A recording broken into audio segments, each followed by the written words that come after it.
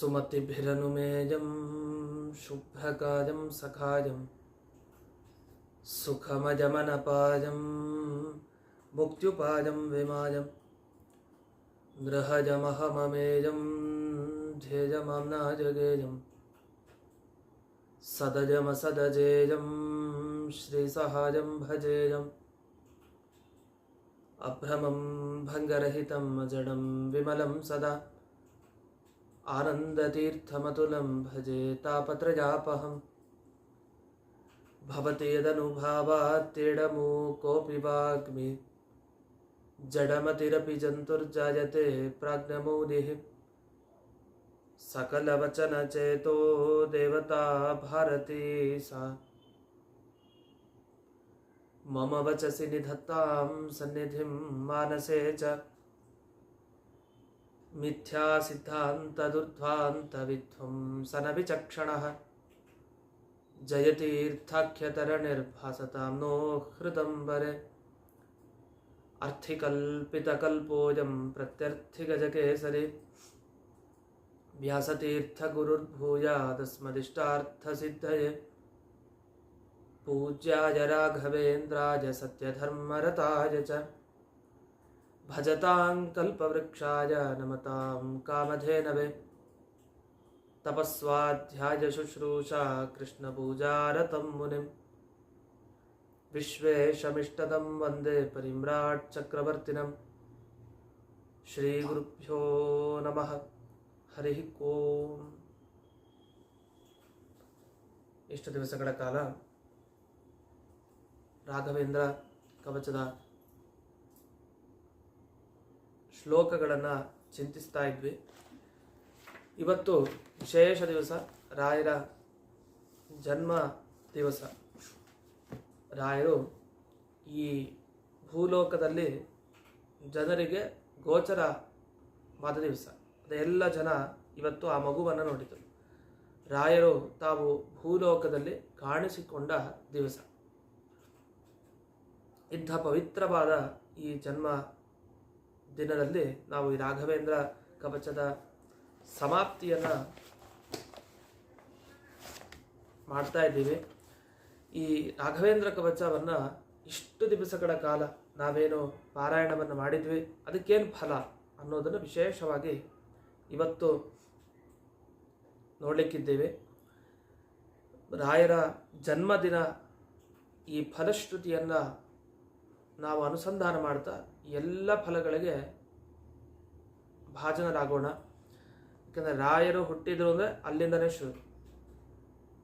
ಭಕ್ತರಿಗೆ ಅನುಗ್ರಹವನ್ನು ಮಾಡಲಿಕ್ಕೆ ಅವರ ಹುಟ್ಟಿನ ದಿವಸ ನಾವು ಚಿಂತಿಸಿದಾಗ ನಮಗೆ ಫಲಗಳು ಹುಟ್ಟುತ್ತಾ ಹೋಗುತ್ತೆ. ಹೊಸ ಹೊಸ ಫಲಗಳು ನಮಗೆ ನಮ್ಮ ಜೀವನದಲ್ಲಿ ಸಿಗ್ತಾ ಹೋಗುತ್ತೆ. ಅಂತ ಅಪರೂಪದ ಆ ಜನ್ಮ ದಿವಸದಂದು ನಮ್ಮ ಫಲಗಳ ಜನ್ಮ. ಅವರು ಹುಟ್ಟಿದರೆ ನಮಗೆ ಸಿಗದೇ ಇರುವಂಥ ಫಲ ಇದೆ, ಆ ಫಲಗಳ ಜನ್ಮ. ಆ ಫಲಗಳೆಲ್ಲ ಸಿಗ್ತಾ ಹೋಗುತ್ತೆ, ಹುಟ್ಟುತ್ತಾ ಹೋಗುತ್ತೆ.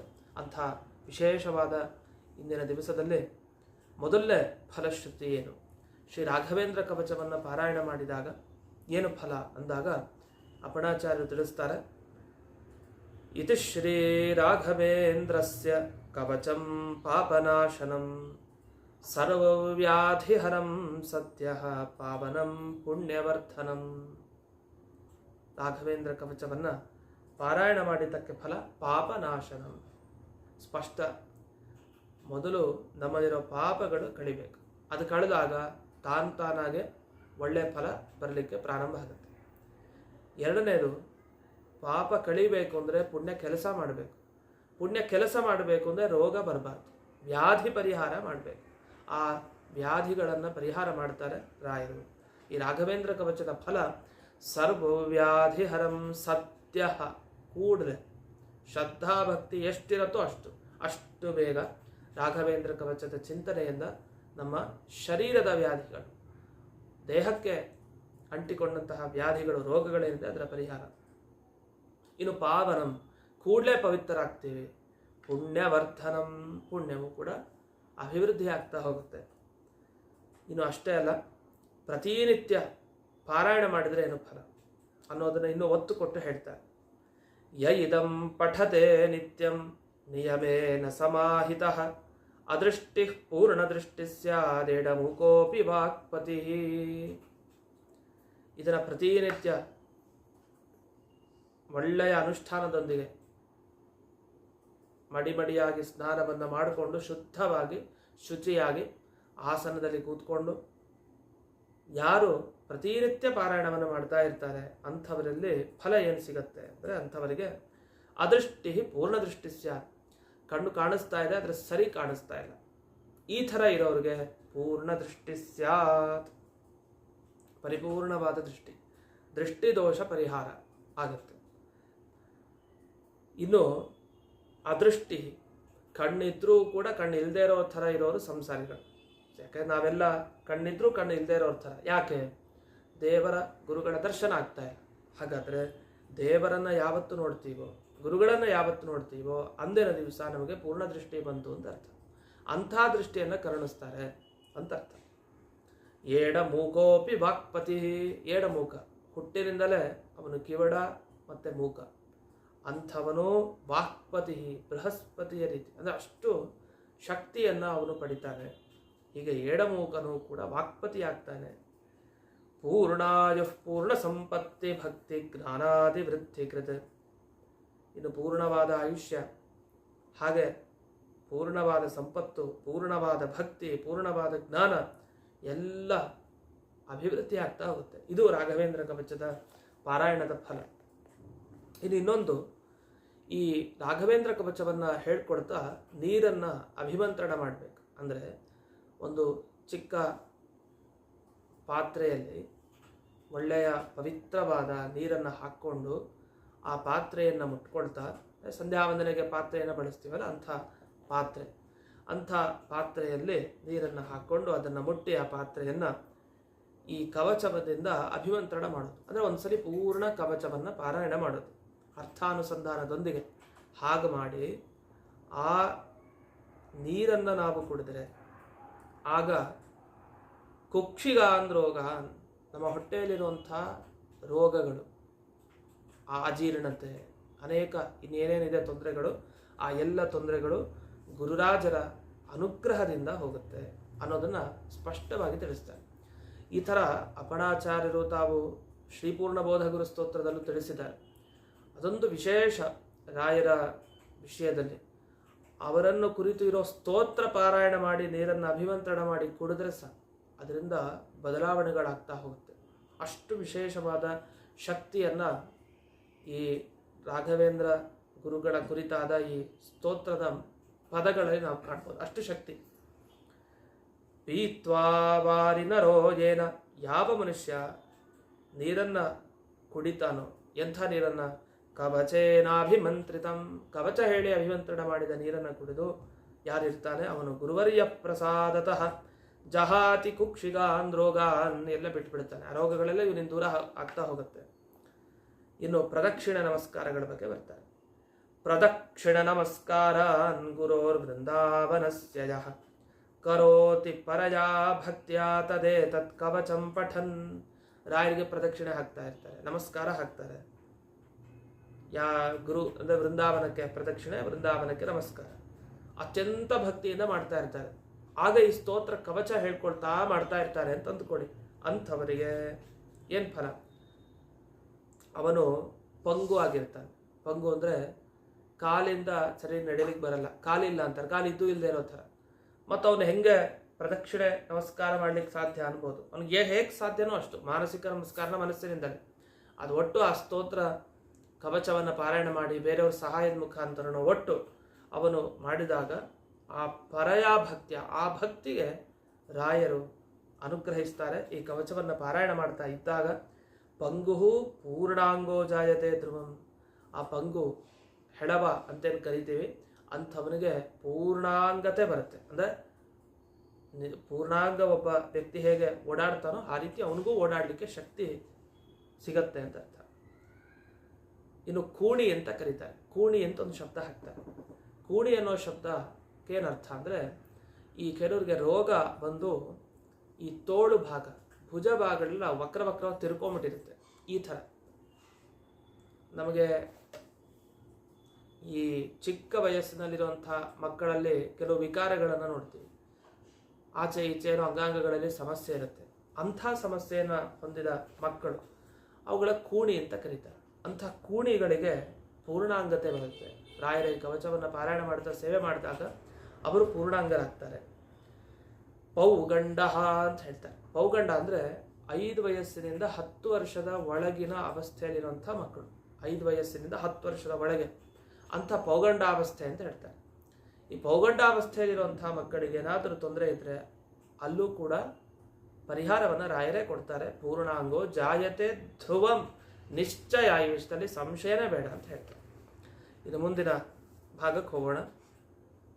ಶೇಷಾಶ್ಚ ಕುಷ್ಠಪೂರ್ವಾಶ್ಚ ನಶ್ಯಂತ್ಯಾಮಯರಾಶಯಃ ಅಷ್ಟಾಕ್ಷರೇಣ ಮಂತ್ರೇಣ ಸ್ತೋತ್ರೇಣ ಕವಚೇನ ಚ. 3 ಹೇಳ್ತಾರೆ. ಒಂದು ರಾಯರ ಅಷ್ಟಾಕ್ಷರ ಮಂತ್ರ, ಓಂ ಶ್ರೀ ರಾಘವೇಂದ್ರಾಯ ನಮಃ ಓಂ. ಇದೊಂದು ಸ್ತೋತ್ರ. ಸ್ತೋತ್ರ ಅಂದರೆ ಅಪ್ಪಣಾಚಾರ್ಯರು ರಚನೆ ಮಾಡಿದ ಶ್ರೀಪೂರ್ಣಬೋಧ ಸ್ತೋತ್ರ. ಕವಚ ಅಂದರೆ ಈಗ ನಾವು ಇಷ್ಟು ದಿವಸ ಕೇಳಿದ ಕವಚ. ಹೀಗೆ 3 ಇದೆ. ಈ 3ರ ಪ್ರಭಾವ ಎಷ್ಟು, ಪಾರಾಯಣ ಮಾಡಿದ ಪ್ರಭಾವ ಎಷ್ಟು ಈ ಕವಚದ್ದು ಅನ್ನೋದಕ್ಕೆ ಮುಂಚೆ ಈಗ ತಾನೇ ಹೇಳಿದಂತೆ ರೋಗಗಳ ಪರಿಹಾರ ಅಂತ ಬಂತು. ಕುಷ್ಠರೋಗದಿಂದ ಹಿಡಿದು ಇನ್ನೇನೇನು ರೋಗ ಇದೆಯೋ ಎಲ್ಲ ಅಂತ. ಕುಷ್ಠರೋಗ ಅಂದರೆ ಸಾಮಾನ್ಯ, ಭಾಳ ಕಷ್ಟ. ಅಂಥ ರೋಗನೂ ಕೂಡ ಹೋಗುತ್ತೆ. ಅಷ್ಟೇ ಅಲ್ಲ, ಆಮಯ ರಾಶಯ, ನಮಗೆ ಇಂತಿಂಥ ರೋಗ ಅಂತ ಪಟ್ಟಿ ಮಾಡ್ತಾ ಕೊಡ್ಲಿಕ್ಕಾಗಲ್ಲ, ಅಷ್ಟು ರೋಗಗಳಿದೆ. ಆ ಆಮಯ ರೋಗಗಳ ರಾಶಿ ರಾಶಿ ಎಲ್ಲ ಈ ರಾಘವೇಂದ್ರ ಕವಚದ ಪಾರಾಯಣದಿಂದ ಪರಿಹಾರ ಆಗುತ್ತೆ. ಅಂತೂ ವೃಂದಾವನದಲ್ಲಿ ಇನ್ನೊಂದು ಕ್ರಮ ಹೇಳ್ತಾರೆ. ವೃಂದಾವನದಲ್ಲಿರೋ ರಾಯರನ್ನ ಅಷ್ಟಾಕ್ಷರ ಮಂತ್ರ ಹೇಳಿಕೊಂಡು, ಅಪಣಾಚಾರ್ಯರು ರಚನೆ ಮಾಡಿದ ಸ್ತೋತ್ರ ಶ್ರೀಪೂರ್ಣಬೋಧ ಸ್ತೋತ್ರ ಹೇಳಿಕೊಂಡು, ಅಥವಾ ಈ ಕವಚವನ್ನ ಹೇಳಿಕೊಂಡು ಯಾರು ವೃಂದಾವನಕ್ಕೆ ಅಭಿಷೇಕ ಮಾಡ್ತಾರೋ ಅಂಥವ್ರಿಗೆ, ಅಭಿಷೇಕ ಮಾಡಿ ಆ ನೀರನ್ನು ಸ್ವೀಕಾರ ಮಾಡಿದವರಿಗೆ ಎಲ್ಲ ಫಲ. ಅಷ್ಟು ವಿಶೇಷ. ಅಷ್ಟೇ ಅಲ್ಲ, ಯಂತ್ರದ ಬಗ್ಗೆ ಒಂದು ಮಾತನ್ನು ಹೇಳ್ತಾರೆ. ಈಗೆಲ್ಲ ಯಂತ್ರ ಕಟ್ಕೊಡೋದು ಅಂತಿದೆ. ಹಾಗೆ ಒಂದು ಯಂತ್ರದಲ್ಲಿ ಅಷ್ಟಾಕ್ಷರ ಮಂತ್ರ ಬರೆಯೋದು. ಯಾವುದು? ಓಂ ಶ್ರೀ ರಾಘವೇಂದ್ರಾಯ ನಮಃ ಓಂ ಅಂತ. ಈ ಯಂತ್ರದ ಬಗ್ಗೆ ಶ್ರೀ ರಾಘವೇಂದ್ರ ತಂತ್ರ ಅನ್ನೋ ಗ್ರಂಥದಲ್ಲಿ ವಿಸ್ತಾರವಾಗಿ ಮುಂದಕ್ಕೆ ಬರುತ್ತೆ. ಮುಂದೆ ನಾನು ಈ ರಾಘವೇಂದ್ರ ತಂತ್ರವನ್ನು ಏನು ಈಗಾಗಲೇ ಅನೇಕ ಸಂಚಿಕೆಗಳಲ್ಲಿ ಉಪನ್ಯಾಸ ಮಾಡಿದ್ದೀನಿ. ಇದು ಮುಂದಿನ ಭಾಗನೇ ಆ ಯಂತ್ರಕ್ಕೆ ಸಂಬಂಧಪಟ್ಟ ಭಾಗ. ಯಂತ್ರ ಹೇಗೆ ರಚನೆ ಮಾಡೋದು, ಯಂತ್ರವನ್ನು ಅಲ್ಲಿ ಏನು ಬರೀಬೇಕು, ಅದು ಯಾವ ಕ್ರಮದಲ್ಲಿ ಅದಿರುತ್ತೆ, ಯಂತ್ರದ ಶೇಪ್, ಟ್ರಯಾಂಗಲ್ ಶೇಪು ಹೇಗೆ, ಅದರ ವಿನ್ಯಾಸ, ಇದನ್ನು ರಾಘವೇಂದ್ರ ತಂತ್ರದಲ್ಲಿ ಹೇಳಿದ್ದಾರೆ ವಿಶೇಷವಾಗಿ. ಅದರಿಂದ ಅಲ್ಲೇ ಪುನಃ ಆ ಉಪನ್ಯಾಸದ ಸಂದರ್ಭದಲ್ಲಿ ನೋಡೋಣ. ಇಲ್ಲಿ ಸಾಮಾನ್ಯವಾಗಿ ಫಲಶ್ರುತಿಯನ್ನು ಹೇಳ್ತಾ ಯಂತ್ರದಲ್ಲಿ 8 ಅಕ್ಷರಗಳನ್ನು ಬರೆದು ಅಲ್ಲಿ ರಾಯರ ಸನ್ನಿಧಾನ ಬರುವಂತೆ ಪ್ರಾರ್ಥನೆ ಮಾಡೋದು. ಅಲ್ಲಿ ಬಂದು ನೀವು ನೆಲೆಸ್ರಿ ಆ ಯಂತ್ರದಲ್ಲಿ ಅಂತ.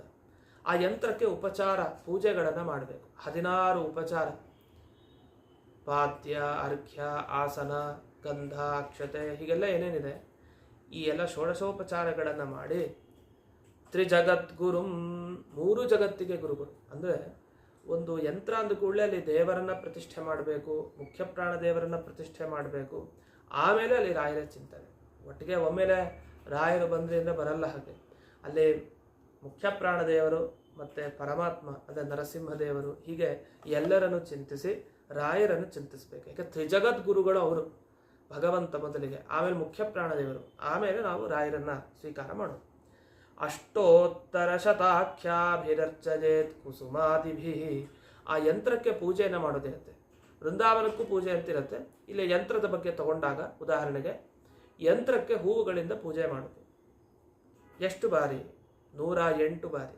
ಏನಿಂದ? ಹೂವಿನಿಂದ, ಒಳ್ಳೆಯ ಹೂವಿನಿಂದ ಅದಕ್ಕೆ ಪೂಜೆ ಮಾಡಿ ಅನೇಕ ಫಲ ಅಂದರೆ ಹಣ್ಣುಗಳು ಏನಿದೆ, ಅನೇಕ ತರಹದ ಹಣ್ಣುಗಳಿಂದ ಗುರುಗಳಿಗೆ ತೃಪ್ತಿಪಡಿಸೋ ಥರ, ಅಂದರೆ ಅವರಿಗೆ ಇದು ಸಮರ್ಪಣೆ ಅಂತ ಸಮರ್ಪಣೆಯನ್ನು ಮಾಡಿ ಯಾರು ಪೂಜೆಯನ್ನು ಮಾಡ್ತಾರೋ ಅಂಥವರಿಗೆ ಎಲ್ಲ ತರಹದ ರೋಗ ಬಾಧೆ ಆಗಲಿ, ಅವರವರ ಅಭೀಷ್ಟ ಏನು ಅವರು ಅಂದ್ಕೊಳ್ತಾರೆ ಅಂಥದ್ದು ಸಿಗತ್ತೆ ಅನ್ನೋದನ್ನು ಇಲ್ಲಿ ಹೇಳ್ತಾ ಇದ್ದಾರೆ. ಫಲೈಶ್ಚ ವಿವಿಧೈರೇವಂ ಗುರೋರರ್ಚಾಂ ಪ್ರಕುರ್ವತಃ ನಾಮಶ್ರವಣ ಮಾತ್ರೇಣ ಗುರುವರ್ಯ ಪ್ರಸಾದತಃ. ಇಷ್ಟೆಲ್ಲ ಮಾಡ್ತಾ ಗುರುಗಳ ನಾಮಸ್ಮರಣೆ ಮಾಡ್ತಾ ಗುರುಗಳ ನಾಮವನ್ನು ಕೇಳ್ತಾ ಇದ್ರೆ ಸಾಕು. ಆ ಗುರುರಾಯರ ಅನುಗ್ರಹದಿಂದ ಏನಾಗುತ್ತೆ? ಭೂತ ಪ್ರೇತ ಪಿಶಾಚಾದ್ಯಾಹ ವಿದ್ರವಂತಿ ದಿಶೋ ದಶ. 10 ದಿಕ್ಕುಗಳಿಗೆ ಓಡೋಗ್ತಾವೆ. ಯಾವ್ದ್ಯಾವುದು? ಭೂತ, ಪ್ರೇತ, ಪಿಶಾಚ. ಈ ಭೂತ, ಪ್ರೇತ, ಪಿಶಾಚ ಇದಕ್ಕೆಲ್ಲ ಬಹಳ ವ್ಯತ್ಯಾಸಗಳಿದೆ ಅರ್ಥದಲ್ಲಿ. ನಾನು ಒಂದು ಶ್ರೀ ರಾಘವೇಂದ್ರ ಸ್ತೋತ್ರ ಚಿಂತನ ಮಂಥನ ಅಂತ ಒಂದು ಬುಕ್ಕನ್ನು ಬರೆದಿದ್ದೀನಿ. ಶ್ರೀ ರಾಘವೇಂದ್ರ ಸ್ತೋತ್ರ ಚಿಂತನ ಮಂಥನ ಅಂತ ಶ್ರೀ ಅಪಣಾಚಾರ್ಯರು ಬರೆದ ಸ್ತೋತ್ರ ಏನಿದೆ ಅದಕ್ಕೊಂದು ವಿವರಣೆ ಮಾಡಿದ್ದೀನಿ. ಅದರಲ್ಲಿ ಈ ಭಾಗಗಳನ್ನೆಲ್ಲ ಗಮನಿಸ್ಬೋದು. ಭೂತ ಪ್ರೇತ ಪಿಶಾಚಾತ್ಯ ಈ ಭಾಗಕ್ಕೆ ವಿಶೇಷವಾದ ವಿವರಣೆಯನ್ನು ಅಲ್ಲಿ ನೀಡಲಾಗಿದೆ. ಅಂತೂ ಸಾಮಾನ್ಯವಾಗಿ ನಮಗೆ ಜ್ಞಾನ ಇರುವಂತೆ ಭೂತ ಪ್ರೇತ ಪಿಶಾಚ ಇದು ಯಾವುದರ ಬಾಧೆನೂ ಕೂಡ ತಟ್ಟಬಾರದು. ಅಂದರೆ ಹೀಗೆ ಗುರುರಾಯರ ಅನುಗ್ರಹ ನಿರಂತರ ಹೇಗೆ ದೊರೀಬೇಕೋ ಆ ಥರ ಮಾಡಬೇಕು. ಭೂತ ಪ್ರೇತ ಪಿಶಾಚಾರಿಗಳ ಬಾಧೆ ಈಗಿನ ಕಾಲದಲ್ಲಿ ಎಲ್ಲಿ ಅಂತೇನಿಲ್ಲ, ಎಲ್ಲರಿಗೂ ಅನುಭವಕ್ಕಿರುತ್ತೆ. ಅನೇಕ ರೀತಿ ತೊಂದರೆಗಳು ಅಂದರೆ ಯಾವುದ್ಯಾವುದೋ ರೀತಿ ತೊಂದರೆಗಳು. ಅದು ಕೆಲವರು ಭೂತಗಳಂತೆ ಆಡ್ತಾ ಇರ್ತಾರೆ, ಕೆಲವು ಪ್ರೇತದಂತೆ ಆಡ್ತಾರೆ, ಪಿಶಾಚ ಥರ ವರ್ತನೆ ಇರುತ್ತೆ.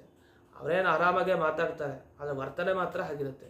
ಈ ಥರ ವರ್ತನೆಗಳನ್ನು ಕೂಡ ನಾವು ದೂರ ಮಾಡಿಸ್ಕೊಳ್ಬೇಕು ಅಂತಾದರೆ ರಾಯರ ಅನುಗ್ರಹಕ್ಕೆ ಪಾತ್ರರಾಗಬೇಕು ಅಂತ ಅರ್ಥ. ಇನ್ನು ಗುರುಗಳ ವೃಂದಾವನದ ಹತ್ರ ನಾವು ಮಾಡಬೇಕಾದ ಕೆಲಸ ಏನು ಅಂದಾಗ, ಪಠೇತ್ ಏತತ್ರಿಕಂ ನಿತ್ಯಂ ಪ್ರತಿನಿತ್ಯ. ಈ 3 ಅಷ್ಟಾಕ್ಷರ ಮಹಾಮಂತ್ರ, ಅಪಣಾಚಾರ್ಯರು ಮಾಡಿದ ಒಂದು ರಾಘವೇಂದ್ರ ಕವಚ, ಮತ್ತೊಂದು ಶ್ರೀಪೂರ್ಣಬೋಧ ಅನ್ನೋ ಸ್ತೋತ್ರ, ಇಷ್ಟನ್ನು ಪ್ರತಿ ದಿವಸ ಗುರುಗಳ ವೃಂದಾವನದ ಹತ್ತಿರ ಪಾರಾಯಣ ಮಾಡಿ. ಎಷ್ಟೋ ಜನ ಈಗ ಮನೆಗಳಲ್ಲೇ ಚಿಕ್ಕ ಚಿಕ್ಕ ಬೆಳ್ಳಿ ವೃಂದಾವನವನ್ನು ಇಟ್ಕೊಂಡಿರ್ತಾರೆ. ಆ ವೃಂದಾವನದ ಹತ್ರನೇ ಮಾಡಿ ಪಾರಾಯಣ. ಅಷ್ಟೇ ಅಲ್ಲ, ಅದರ ಮುಂದೆ ದೀಪವನ್ನು ಹಚ್ಚಿ, ದೀಪಂ ಸಂಯೋಜ್ಯ ವಿದ್ಯಾವಾನ್ ಸಭಾಸು ವಿಜಯೀ ಭವೇತ್. ಇನ್ನೊಂದು, ನಮ್ಮ ವೃಂದಾವನವನ್ನೆಲ್ಲ ಮನೆಯಲ್ಲಿ ತಂದು ಇಟ್ಕೊಳ್ಳಿಕ್ಕಾಗ್ತಾ? ಹಾಗೇನಿರಲ್ಲ. ಸಾಮಾನ್ಯವಾಗಿ ಗುರುರಾಯರ ಚಿತ್ರ ಅಂದರೆ ಫೋಟೋ ಏನಿದೆ, ಆ ಫೋಟೋಗಳಂತೂ ಮನೆಗಳಲ್ಲಿ ಇದ್ದೇ ಇರುತ್ತೆ. ಆ ಫೋಟೋ ಮುಂದೆನೇ ದೀಪವನ್ನು ಹಚ್ಚಿ, ಆ ಫೋಟೋಗೆ ಹೂವುಗಳಿಂದ ಅರ್ಚನೆ ಮಾಡಿ, ಅದರ ಮುಂದೆ ಕೂತು ನೀವು ಸ್ತೋತ್ರಗಳನ್ನು ಪಾರಾಯಣ ಮಾಡಿ. ಗುರುರಾಯರು ಎಲ್ಲ ಕಡೆ ಇದ್ದಾರೆ, ಅವರು ನೋಡ್ತಾ ಇರ್ತಾರೆ. ವೃಂದಾವನದ ಮುಖಾಂತರ ನೋಡ್ತಾರೆ, ಫೋಟೋ ಮುಖಾಂತರ ನೋಡ್ತಾರೆ. ಒಟ್ಟು ಅವರಿಗೆ ಗೊತ್ತಾಗುವಂತೆ ನೀವು ಅರ್ಚನೆ ಮಾಡಬೇಕು. ಆದರೆ ರಾಯರು ಅಂದ್ಕೊಳ್ತಾರೆ, ನೀವು ಗೊತ್ತಾಗಿದ್ರೆ ಮನಸ್ಸನ್ನು ಅಂದ್ಕೊಂಡು ನಾನು ಬಂದು ಅನುಗ್ರಹ ಮಾಡ್ತೀನಿ. ಹಾಗೆ ರಾಯರು ಅತ್ಯಂತ ಕೃಪಾಶಾಲಿಗಳು. ಅಂಥ ರಾಯರ ಸೇವೆಯನ್ನು ಈ ರೀತಿಯಲ್ಲಿ ಮಾಡಬಹುದು. ದೀಪಂ ಸಂಯೋಜ್ಯ ವಿದ್ಯಾವಾನ್ ಸಭಾಸು ವಿಜಯವೇ. ದೀಪ ಹಚ್ಚೋದ್ರಿಂದ ಜ್ಞಾನ ಪ್ರಾಪ್ತಿ ಅಂತ ಹೇಳ್ತಾರೆ. ರಾಯರ ಈ ಸ್ತೋತ್ರ ಕವಚ ಹೇಳ್ತಾ ಪ್ರತಿನಿತ್ಯ ದೀಪವನ್ನು ಹಚ್ತಾ ಇದ್ರೆ ಒಳ್ಳೆ ವಿದ್ಯೆ ಬರುತ್ತಂತೆ. ಹಾಗೆ ಸಭಾಸು, ಸಭೆಗಳಲ್ಲಿ ವಿದ್ವತ್ ಸಭೆ ಇರುತ್ತೆ, ಅನೇಕ ಸಭೆಗಳಲ್ಲಿರುತ್ತೆ. ಅದರಲ್ಲಿ ನಿಮಗೆ ಜಯ ಸಿಗಬೇಕಾ? ದಿನ ರಾಯರ ವೃಂದಾವನದ ಮುಂದೆ ದೀಪವನ್ನು ಹಚ್ಚಿ ಅಂತ. ಹೀಗೆ ದೀಪದಿಂದ ಜ್ಞಾನ ಪ್ರಾಪ್ತಿ ಅನ್ನೋ ವಿಶೇಷ ಫಲ ಹೇಳಿದ್ದಾರೆ. ಅಷ್ಟೇ ಅಲ್ಲ, ರಾಜಚೋರ ಮಹಾವ್ಯಾಘ್ರ ಸರ್ಪನಕ್ರಾದಿ ಪೀಡನಾಥ್. ಇದು ಹಿಂದಕ್ಕೂ ಬಂದಿತ್ತು ಅದೇ ಥರ ಸ್ವಲ್ಪ. ರಾಜ, ಕಳ್ಳ, ಮಹಾವ್ಯಾಘ್ರ, ಹುಲಿ, ಸರ್ಪ, ನಕ್ರ ಅಂದರೆ ಮೊಸಳೆ, ಈ ಥರ ಯಾವುದೇ ಪ್ರಾಣಿಗಳಿಂದ ಬಾಧೆ ಬರೋದಿದ್ರೆ, ತೊಂದರೆ ಆಗೋದಿದ್ರೆ, ಅಂಥ ಯಾವುದೇ ತೊಂದರೆಗಳು ಆಗೋದಿಲ್ಲ. ಹೀಗೆ ಕವಚಸ್ಯ ಪ್ರಭಾವೇನ ಭಯಂ ತಸ್ಯ ನ ಜಾಯತೆ. ಭಯ ಹೋಗುತ್ತೆ. ಇದು ಕವಚದ ಪಾರಾಯಣದ ಪ್ರಭಾವ. ಬರೀ ಪಾರಾಯಣ ಅಷ್ಟೇ ಅಲ್ಲ, ಇಷ್ಟು ದಿವಸಗಳ ಕಾಲ ನಾವೇನು ಗುರುರಾಯರ ಈ ಕವಚವನ್ನು ಕೇಳಿದ್ದೀವಿ, ಕೇಳಿದ್ದಕ್ಕೆ ಖಂಡಿತ ಒಳ್ಳೆಯ ಫಲ ಸಿಕ್ಕೇ ಸಿಗುತ್ತೆ. ಅದು ಯಾವ ರೀತಿ ನಮಗೆ ಗೊತ್ತಿಲ್ಲ, ಫಲ ಅಂತೂ ಸಿಕ್ಕೇ ಸಿಗತ್ತೆ. ಸೋಮ ಸೂರ್ಯೋಪರಾಗಾದಿ ಕಾಲೇ ವೃಂದಾವನ ಅಂತಿಕೆ. ಇದು ಚಂದ್ರಗ್ರಹಣ, ಸೂರ್ಯಗ್ರಹಣದಂತಹ ಪವಿತ್ರ ಕಾಲದಲ್ಲಿ ವೃಂದಾವನದ ಹತ್ತಿರದಲ್ಲಿ ಇದ್ದು ಅವನು ಏನಾದರೂ ಈ ಕವಚಾದಿ ತ್ರಿಕಂ ಅಷ್ಟಾಕ್ಷರ ಮಂತ್ರ, ಈ ರಾಘವೇಂದ್ರ ಕವಚ, ರಾಘವೇಂದ್ರ ಸ್ತೋತ್ರ, ಶ್ರೀಪೂರ್ಣಬೋಧ ಗುರುಸ್ತೋತ್ರ, ಇದನ್ನು ಅಪಣಾಚಾರ್ಯರು ತೋರಿಸಿದ್ದನ್ನು ಮಾಡಿದರೆ ಜಪೇದ್ಯ, ಯಾರು ಜಪ ಮಾಡ್ತಾನೆ ಈ ರೀತಿ ಅವನಿಗೇನೇನು ಸಿಗುತ್ತೆ? ಧನ, ದುಡ್ಡು, ಧನ ಸಂಪತ್ತು, ಪುತ್ರ ಸಂಪತ್ತು, ಪುತ್ರಾನ್ ಅಂತ ಹೇಳ್ತಾರೆ. ಅನೇಕ ಜನ ಮಕ್ಕಳು ಪುತ್ರಾನ್. ಭಾರ್ಯಾಂಚ, ಭಾರ್ಯ ಮಾತ್ರ ಒಬ್ಬಳೆ ಪತ್ನಿ, ಭಾರ್ಯಾಮ್ ಅಂತ ಏಕವಚನ ಹಾಕ್ತಾರೆ. ಪುತ್ರಾನ್ ಅಂತ ಮಕ್ಕಳು ಬಹುವಚನ ಹಾಕ್ತಾರೆ. ಸುಮನೋರಮಾಂ ನಿಮ್ಮ ಮನಸ್ಸಿಗೆ ಅನುಕೂಲಳಾದ ಹೆಂಡತಿ ಸಿಗ್ತಾಳೆ, ವಿವಾಹ ಆಗತ್ತೆ ಅಂತ ಅರ್ಥ. ಜ್ಞಾನಂ ಭಕ್ತಿಂ ಚ ವೈರಾಗ್ಯಂ ಭುಕ್ತಿಂ ಮುಕ್ತಿಂ ಚ ಶಾಶ್ವತೀಂ ಸಂಪ್ರಾಪ್ಯ ಮೋದತೆ ನಿತ್ಯಂ ಗುರುವರ್ಯ ಪ್ರಸಾದತಃ.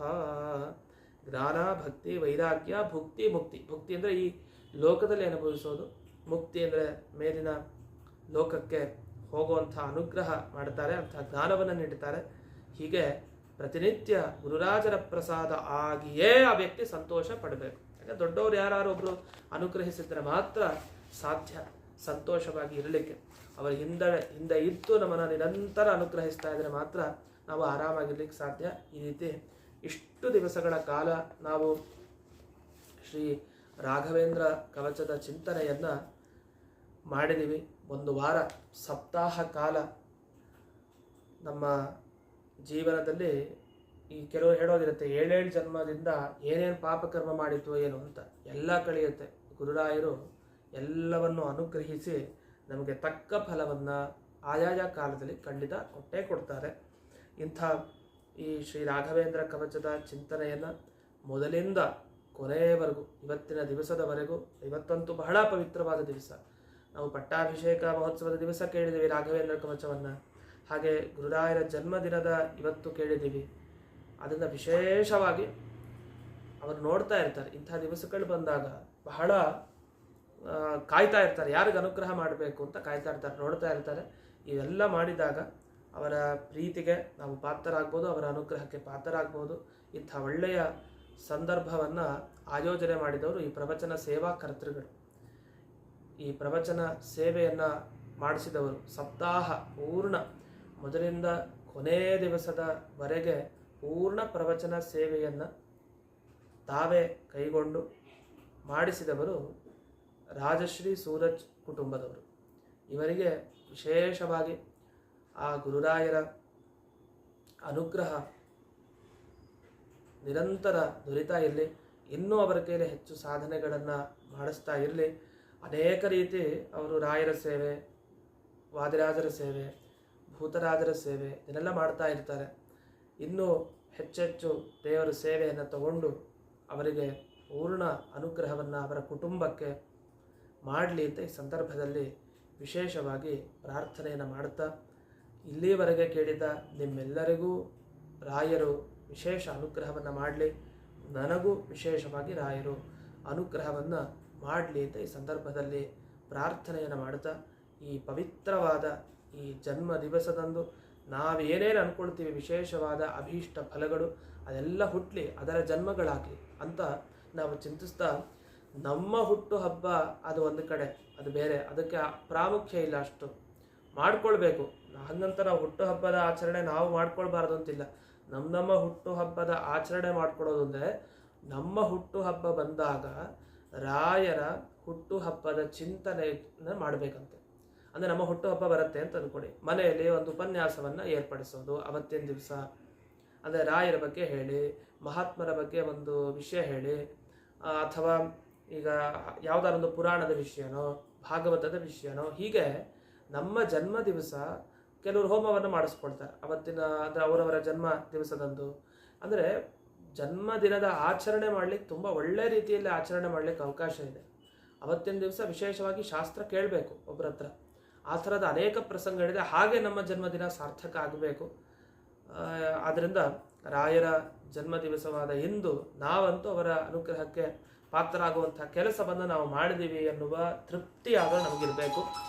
ಈ ತರಹದ ಚಿಂತನೆಯೊಂದಿಗೆ ನಾವು ಈ ರಾಘವೇಂದ್ರ ಕವಚವನ್ನು ಇಂದಿನ ದಿವಸ ರಾಯರಿಗೆ ಅರ್ಪಿಸೋಣ. ತನ್ಮೂಲಕ ಮುಖ್ಯ ಪ್ರಾಣದೇವರಿಗೆ, ತನ್ಮುಖಾಂತರ ಸೀತಾಪತಿ ಶ್ರೀ ರಾಮಚಂದ್ರನಿಗೆ ಅರ್ಪಣೆಯನ್ನು ಮಾಡೋಣ.